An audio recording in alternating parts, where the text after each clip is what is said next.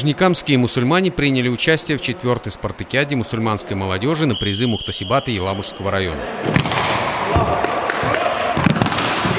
В спартакиаде приняли участие команды из 11 районов: Нижнекамск, Набережные Челны, Тукай, Мамадыш, Менделеевск, Елабуга, Кукмары, Казань, Альметьевск, Черемшан, Балтаси. Соревнования проходили по самым популярным среди мусульман видам: мини-футбол, армрестлинг, перетягивание каната, гири.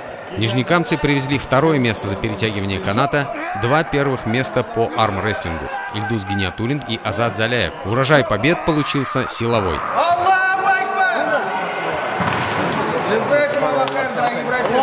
Слава и хвала Аллаху!